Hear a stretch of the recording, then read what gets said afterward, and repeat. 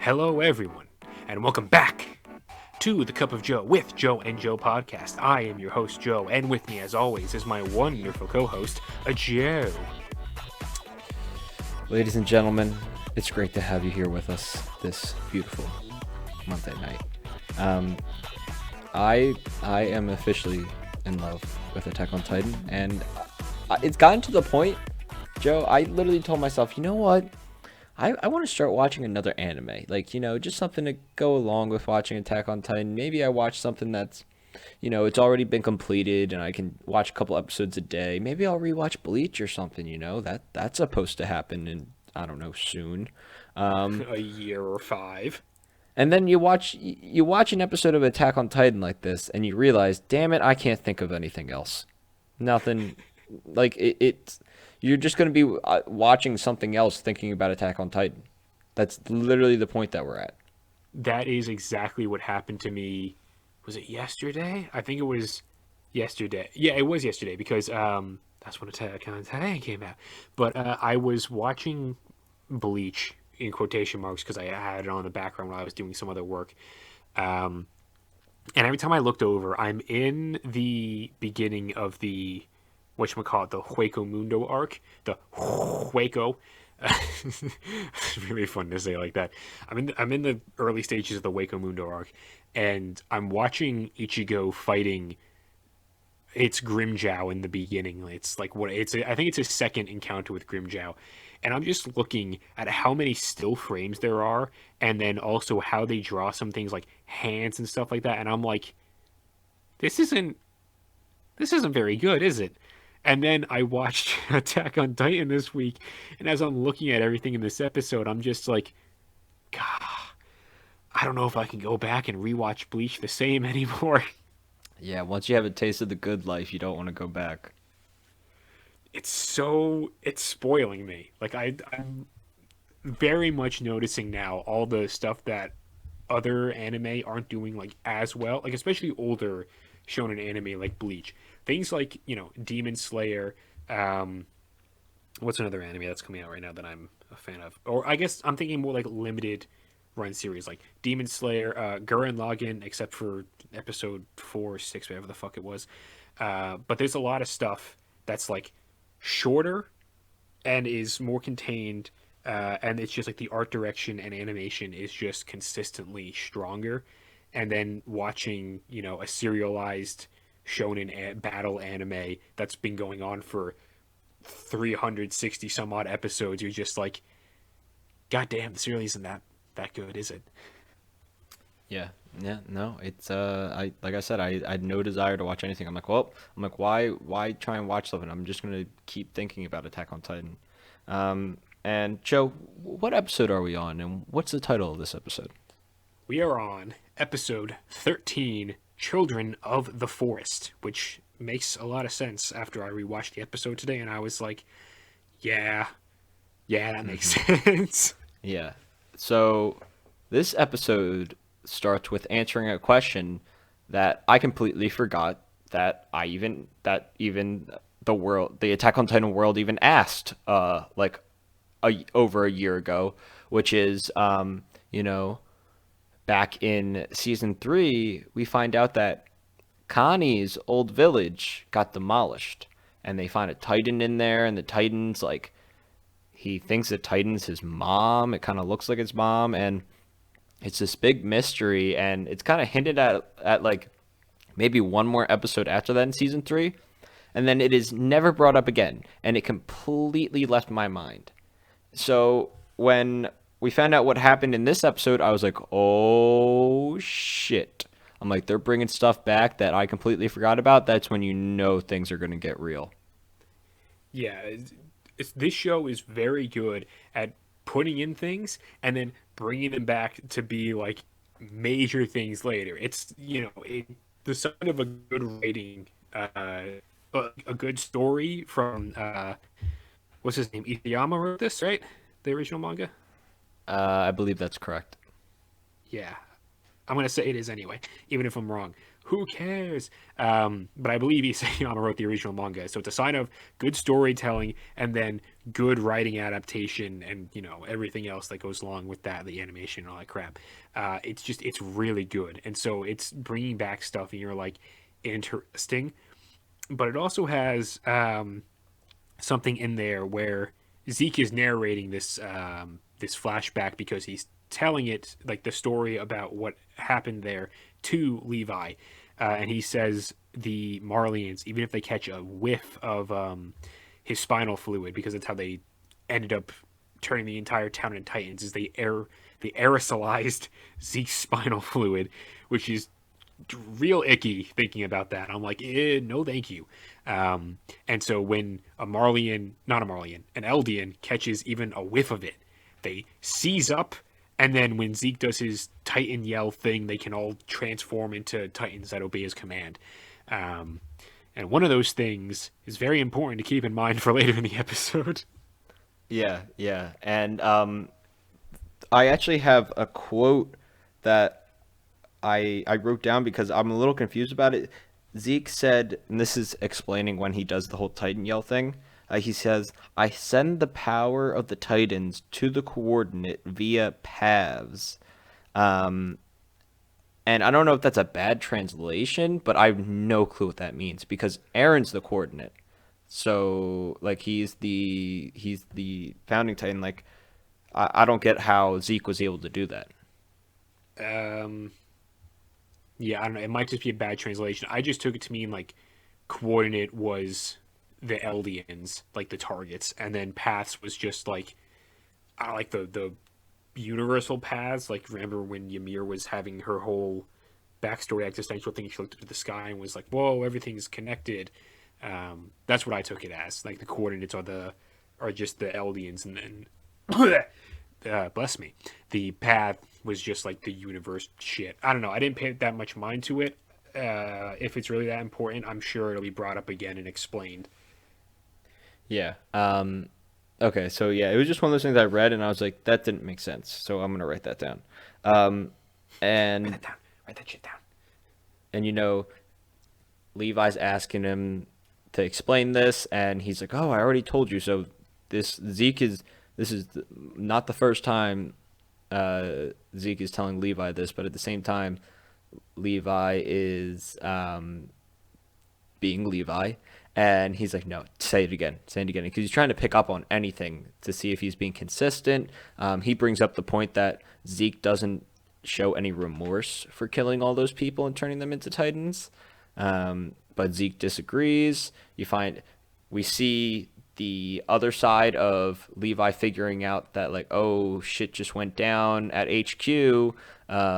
Zachary just got killed. There's all this shit going down, and Levi gets a little bit nervous. But before we get into that, it flashes to um, Falco and Gabi and the Brouses going to Nicolo's restaurant, and it's funny, or maybe not. Actually, it was kind of funny seeing Falco's face when when he made the connection of who they were actually staying with. He's like, Mm-hmm. "Oh shit." Yeah, but that doesn't come till later. Um, but yeah, the whole thing between what you call it, Zeke and Levi, like Levi is very much trying to be like, okay, I really need to see if you slip up here because I need to find any bit of your story that isn't true, and also I need to see if you're really just a cold, heartless bastard, which, as far as we know, he is.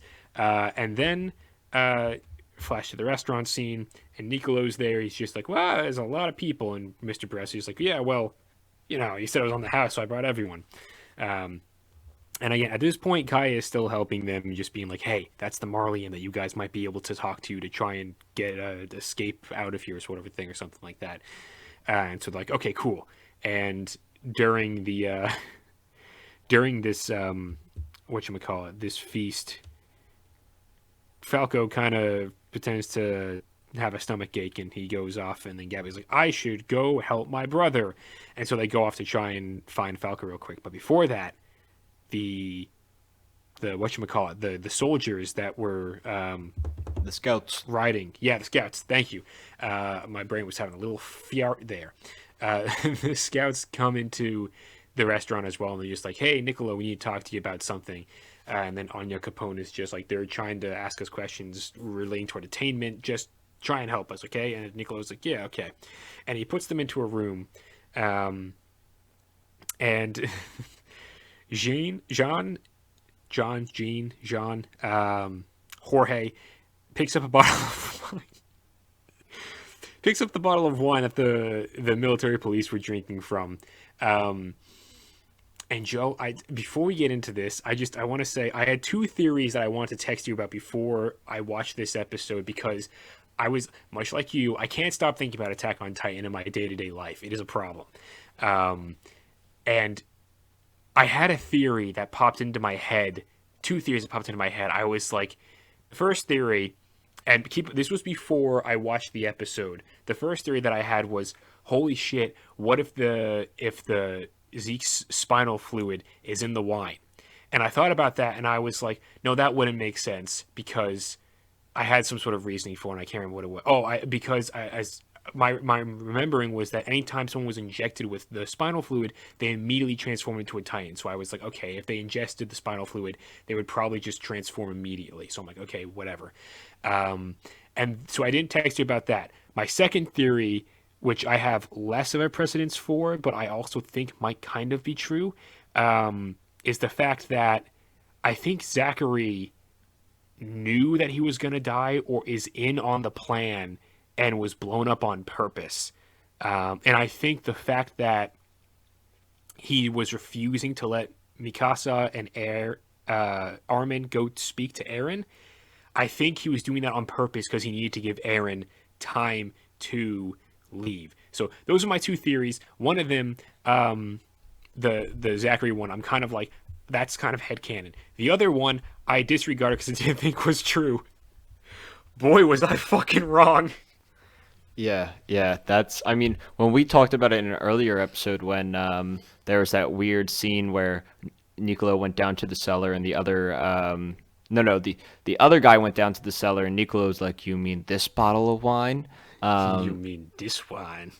We thought it was going to be poison or something. Not way worse than poison. 10 times worse than poison. But I like that. I do believe you that you thought about that, and I find that amazing. And also, I really, really like that that idea about Zachary. And I think I mean, I could totally buy that. That seems totally convincing. And if that is right, I will buy you Wawa. I promise. Yes. So yeah, they're in there and they're like, "Oh, let's drink this wine. We're cool people." And then Niccolo's like, "Don't touch the wine, you scum!" And they're like, "Damn, Niccolo, you still acting like this?" But we find out that Niccolo is actually protecting them. With racism. Yes, dear God.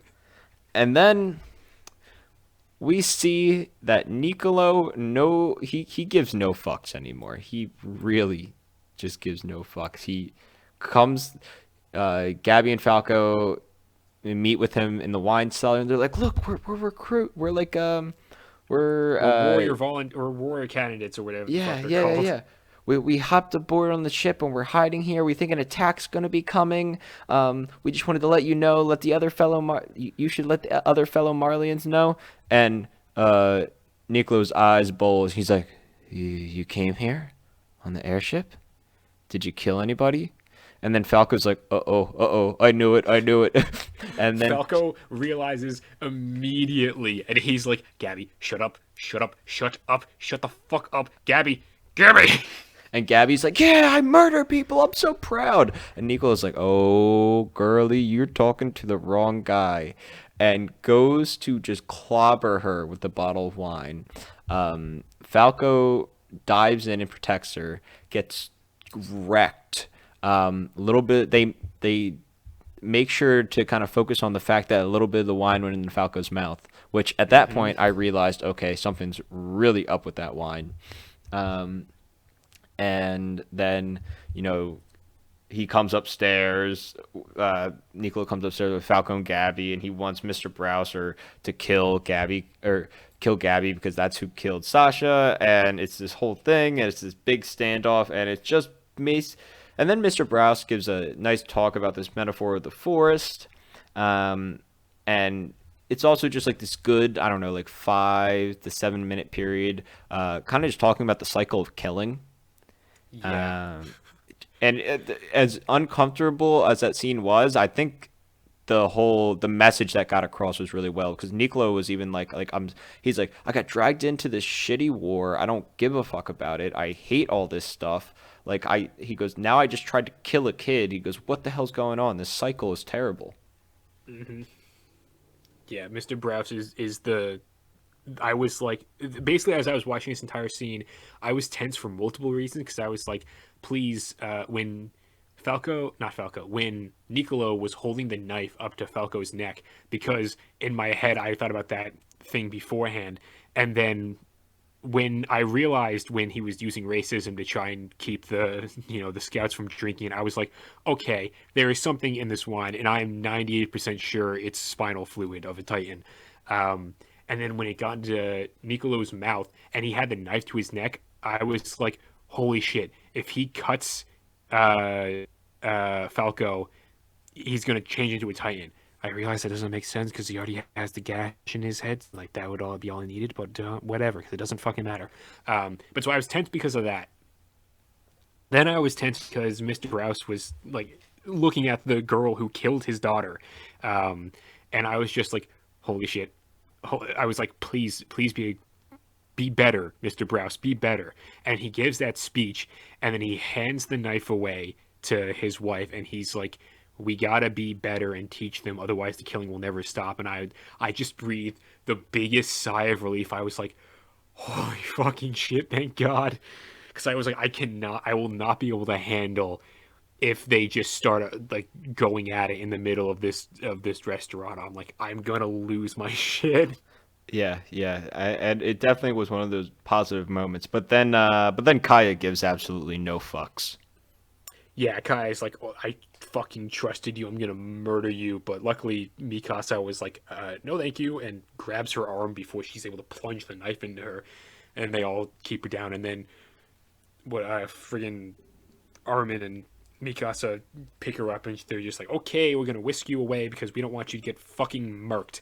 And then Zeke drops the bomb and is like, not Zeke. I'm gonna get so many names wrong. Niccolo drops the bomb and is like, "Hey, you guys might want to wash out Falco's mouth. Some wine got in it." And then Hanji's just like, "What the fuck are you talking about?" Yeah, and then he casually says, "Oh yeah, I think Zeke's spinal fluid is in the wine. I don't know. We were just told to serve it to all the higher ups. Yeah, I don't know. I'm done with this shit. I give no fucks." Hmm. Yeah, he's very much like, I don't care anymore. He's like, my days are numbered now. But honestly, I just tried to kill a kid. I gotta repent by trying to save him here.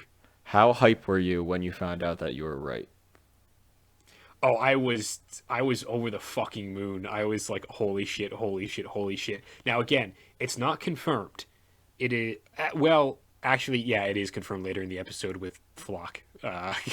But yeah, I was over the fucking moon. I was like, oh my god, oh my god. Yeah, yeah, I thought it was wild. I was like, oh shit, I did not think it was gonna be that extreme. I mean, now realizing the fact that they put the whole gas little part of like the gas attack thing at the beginning and explaining how it works. I'm like, oh, so that's why they put it at the beginning to explain how it works, um, and that's huge. And then we get another cut back to Levi, and he's talking with two of the other scouts away from wherever Zeke is, and Levi is for the first time seems so lost. Yeah, the entirety of the last, I don't know, it's like 5 years technically, like 4 or 5 years, he spent defending this one person, and in the span of like a month, he's gone from like their hope to, I guess, one of their biggest adversaries, because Eren has just gone off on his own. He's bombing the military and doing a whole bunch of other stuff, and just basically looks like this massive villain for all of them. And Levi is just like, I can't, like, all of what we've done, all of what I've done, like all the things that I've sacrificed and all the comrades I've lost along the way to protect this kid, can't have been for nothing.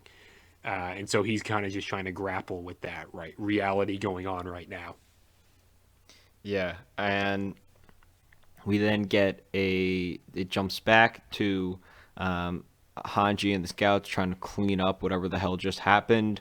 But then the Jaegerists show up with Flock, and he's like, "All right, Hanji, you're gonna take us to Zeke, okay? Sounds good? Yeah, all right, let's go for a walk." And Hanji's like, "Flock, like, you're never gonna believe all the crazy shit that's been going on. There's spinal fluid and all this stuff." And Flock slips up by, being like, "Oh, well, if all the heads get it, it's no big deal. They're already it." And Hanji's like, I didn't tell you that the heads got it." And she's like, "Aw, shit, you've been in on this since the beginning." And then Flock gives a really creepy, like, "Shh, be quiet, It's Missy." the thumbnail. That's the thumbnail of this episode. Oh, God. I saw that face and I was immediately like, oh fuck, I'm screenshotting this immediately.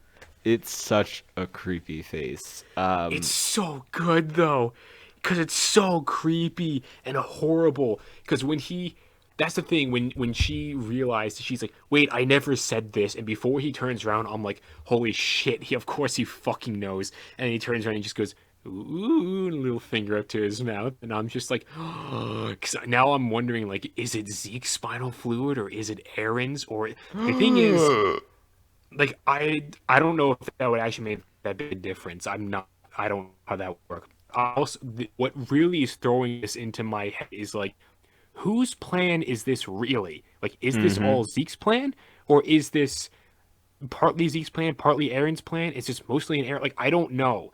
And I don't think, like, I have no doubt in my mind that Aaron is just being used by Zeke.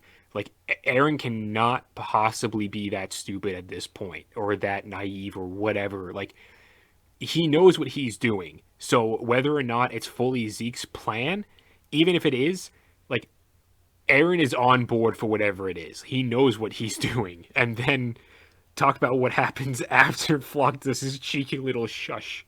Well, yeah, I was gonna say, well, we're gonna find out next episode anyways, because the episode ends with Mikasa, Armin, and Gabby in a separate room talking, and Gabby's like, "Why the hell don't you want to kill me?" And Armin's like, "God, kill this, kill that. You want to calm the fuck down?" And then casually just Aaron strolls into the frame, and I'm like, "Oh, no, no." It's so good because he literally says, "You like kill this, kill that. You like you remind me of someone else I know." And as he's saying that, it's just a shot of all three of them, and then Aaron's just walking into frame, and then no one reacts for a little bit, and then they realize he's there, and you're just like, "Fuck, it's so good." Yeah, and his hand is bleeding, which is basically be like, "Hey, don't fuck around, you know me." Um, and he's like, "Hey, I wanted to talk with you guys." And Flock came to the door and let him know, like, "Hey, we're gonna get moving, so you get your business done." And you also see just Gabby basically exploding inside. She's so furious. Oh my God. I'm literally like, she's like, he's right next to me. Just with a little grab, I could end it all. No, there's no like Gabby is a trained warrior. Gabby is still also like a 12-year-old. There is no fucking way Gabby could kill I know. Aaron. Oh no, I agree. But going through her head, she's like, I just gotta Yeah, reach. I could just reach over and like strangle him. I'm like, bitch, he would transform and end you immediately. Actually, he probably wouldn't even need to. He could just like do the thing where he holds out his hand against her forehead, and she'd just be trying to like swing at him, and he'd be like, "Ha, short shit." Yeah. And that's where it ends it. So finally, Aaron, Mikasa, and Armin Also, Mikasa looking so good in this episode. Jesus Christ. Damn, she really, yeah, damn. That's all I gotta say. Wow. Anything else that I was gonna say left my mind. Actually, now it came back. Um, I I think we're at the very top of the roller coaster, Joe. And Yeah, I believe so. and I think we, because there's 3 episodes left of this so-called finale, and I mean obviously now we 100% know that definitely going to be some form of a part 2, because there's no way you can wrap up this whole story in 3 episodes. No, I do not believe so. So, God, I can't believe there's only 3 episodes left of supposedly the final season. This is insane, and I'm so ready. And if I believe I calculated it last time, where it was like the end of episode 5, which is Declaration of War, was when Eren transformed and smacked Willy Tyler. Um, and then we had like the 3 battle things. I think that's going to be the same thing with this, where it's like this ending is the ending of Declaration of War, and I'm fairly certain, or at least hoping, that we're going to get some big explosiony battle stuff coming in the next bit. Although if the storytelling's just going to continue to be this good, like I don't even know if I need any more Titan. I want more Titan action, believe me. But my God, like literally my first note of this episode is just in all caps, the drama, because of all the shit that occurred. And I was just like, oh my God. Yeah, this show does such a good job of of getting you invested in the characters, the world. It's the world. The world is the big thing. That's what drives this whole show. It's not the action, it's not the relationships, it's the world. It's this unique, and I guess you could call it the story, but just the idea of this world and the history of it is so damn unique. Yeah, it's definitely one of the strongest aspects of this, and I think that's I think that's probably one of the things that makes Attack on Titan so uniquely successful, is because most shows don't really flesh out the world nearly as well as this one does. They focus more so on making really good action or really witty banter or like character relationships, and like all that stuff can be really really good. But this thing, I mean, it's second to none in world building, in my opinion. It's incredible. Yeah, I second that. All right, anything else to add on to this? No, no, I just have no clue what to expect. We keep saying that at the end of all these things, and it's a good thing. Very excited. One more thing I just want to add. No bricks this episode, but there is a bottle of wine bricking someone in the head. And with that, everyone, be sure to subscribe, like, leave a comment, all that wonderful, beautiful stuff. Brick your enemies in the head with a brick or a wine bottle, or like one of those mouse from like computer mouse from like the 1980s. That's like the size of a brick. Yeah. So stupid ending on.